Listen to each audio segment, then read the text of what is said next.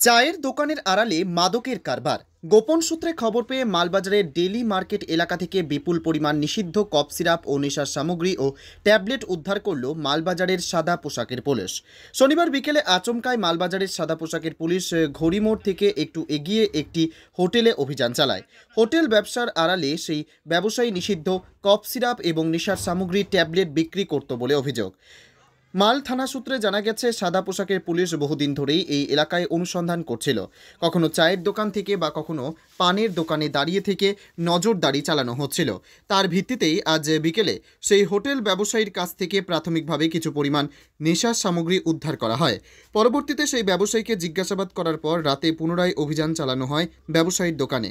প্রায় 1200 নিষিদ্ধ নেশার ট্যাবলেট এবং 60 থেকে 70 খানা কাপ সিরাপ উদ্ধার করা হয়। তার সাথেও আরও কিছু নেশা সামগ্রী উদ্ধার হয়। শোনা যাচ্ছে, ওই ব্যবসায়ী এই ধরনের নেশার সামগ্রী ওই এলাকা দিয়ে যে সমস্ত স্টুডেন্টরা যেতেন তাদের মধ্যেও বিক্রি করতেন।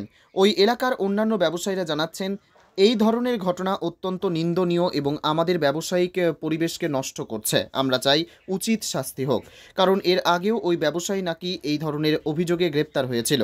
উদ্ধার হওয়া নেশার সামগ্রীকে বাজেয়াপ্ত করেছে মালবাজার থানার পুলিশ এবং অভিযুক্তকে পুলিশি হেফাজতে নেওয়া হয়েছে। এদিনের এই অভিযানে নেতৃত্ব দেন মালবাজারের বিডিও রশ্মিদীপ্ত বিশ্বাস, ছিলেন মালবাজার থানার আইসি সমীর তামাং, যুগ্ম বিডিও সঞ্জয় দত্ত ও প্রচুর পুলিশ বাহিনী।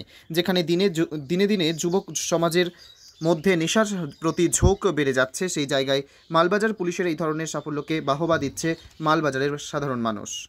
আগেও দুইবার গেছি। হ্যাঁ, উনি কি মানে সারা বছর এই ধরনের সামগ্রী বিক্রি করেন? বা তো জানতাম যে এখন করে না। আগে তো দুইবার গেছিল, তারপরে ভাবতাম যে বন্ধ করিয়েছিল, কিন্তু এখন তো আমরা জানি না করে, কিন্তু আগে করতো যে দুইবার ধরা পড়ছিল। জানা গেছে পরে কি করতে চাইছেন আপনারা? ব্যবসায়ীরা কি করতে চাইছেন? একদম টোটাল বন্ধ। আপনারা ব্যবসা সমিতি হিসাবে কি করতে চাইছেন? মানে এখানে তো আসলে থাকারই উচিত না, এখানে তো আমরা ঢুকতেই দেবো না। জানা মনে করছেন এই ঘটনাটা নিয়ে যদি কোনো সময় ছাড়া পায়ও সেটাও ঢুকতে দেবো না। জানা গেছে উনি এই ধরনের ওষুধ মানে স্কুলের স্টুডেন্টদেরকেও বিক্রি করতেন। হ্যাঁ, কি বলবেন এই ব্যাপারটা নিয়ে? যা শুনলাম, এই ঢুকতেই দেবো না। আর যদি ছাড়াও পায় আছে, এখন তোমরা কি গ্যারান্টি দাও কয়দিনের মধ্যে ছাড়া পায় আছে বলেও তোমরা? আপনার নাম? हम लोग 2 बार पहले पकड़ा था तो उसको तब तो जानता था, अभी तो नहीं जानता था। हम लोग दुकान लेकर बेचते रहता है, कोई कैसा क्या करेगा तो हम लोग को क्या पता है। तो अभी ऐसा करेगा। কতটা ভয়ভীতি কাজ করছে আপনাদের মধ্যে? হ্যাঁ, কতটা ভয়ভীতি কাজ করছে এই ধরনের? ভয়ভীতি কি? এটা তো যুব সমাজের নষ্ট না। এটা আমাদের ছেলে আছে, তোমারও ছেলে আছে, এই ধরনের এগুলো প্রভাব পড়বে। এই ধরনের ব্যবসায়ী আপনাদের ডেলি মার্কেটের যে ব্যবসায়ী একটা পরিবেশ সেটাকে নষ্ট করছে, কি বলবেন? অবশ্যই নষ্ট করবে। যাতে শাস্তিটা ভালো হবে, তোমরা সেটা কি করো। নিউরোলজিস্ট ও নিউরো সার্জন ডক্টর দিগন্ত কামদার এখন রোগী দেখবেন ধূপগুড়ি বল্টি ফার্মাসি চেম্বারে। রোগী দেখেন ব্রেন স্ট্রোক, পার্কিনসন্স, অ্যালঝাইমার রোগ, নার্ভের ব্যথা, হাতে পায়ে শিরার টান, স্মৃতিশক্তি দুর্বল, শেক সমস্যা, দীর্ঘদিনের প্যারালাইসিসের সমস্যা। এই সমস্ত সমস্যাগুলোর জন্য রোগী দেখেন ডক্টর দিগন্ত কামদার। প্রতি মাসে 15 দিন অন্তর রবিবার ধূপগুড়ি হাসপাতাল পাড়া বুলটি ফার্মাসিতে।